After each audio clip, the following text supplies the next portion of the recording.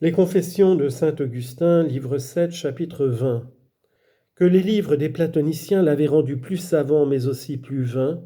et qu'il lui avait été avantageux de les lire avant l'écriture.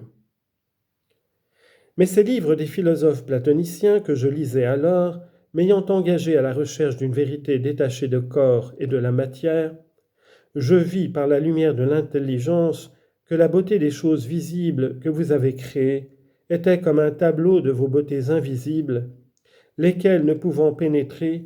je reconnus que ce qui m'empêchait de les comprendre étaient les ténèbres dont mon âme était obscurcie. J'étais assuré que vous êtes et que vous êtes infini, sans que pour cela vous vous répandiez dans des espaces finis ou infinis.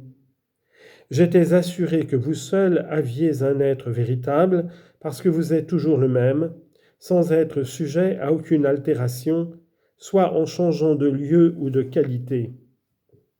Et j'étais assuré que toutes les autres choses procèdent de vous comme de leur source,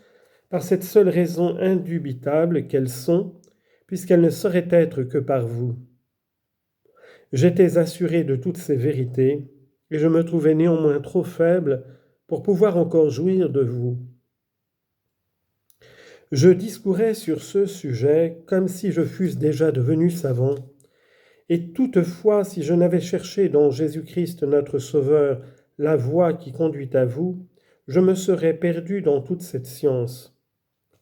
Car étant encore tout plein de misère et des peines de mes péchés, je voulais déjà passer, et pour docte et pour habile,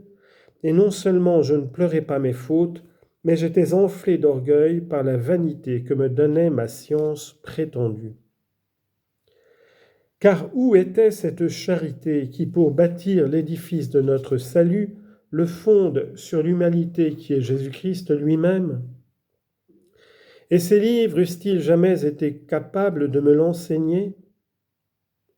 Mais je crois que vous avez voulu, mon Dieu, qu'ils me tombassent entre les mains, avant que d'avoir lu avec attention votre divine parole,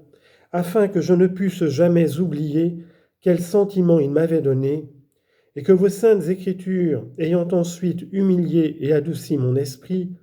et votre main favorable ayant touché et guéri les plaies de mon âme, je fusse capable de remarquer quelle différence il y a entre la vaine confiance en ses propres forces et l'humble reconnaissance de sa faiblesse,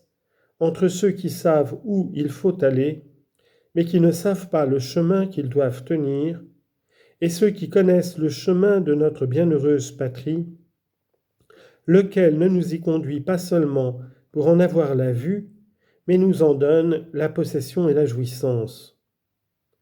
Car si j'eusse commencé par vos livres sacrés à m'instruire de ce que je devais croire, et à goûter vos douceurs en me les rendant familières, et que je fusse tombé ensuite dans la lecture de ces livres profanes, ils eussent possiblement détruit en moi le fondement de la piété, ou si j'eusse conservé les mouvements et les impressions salutaires que j'avais tirés de votre sainte parole, j'aurais été capable de croire qu'on en peut concevoir de semblables en s'instruisant seulement dans les livres de ces philosophes.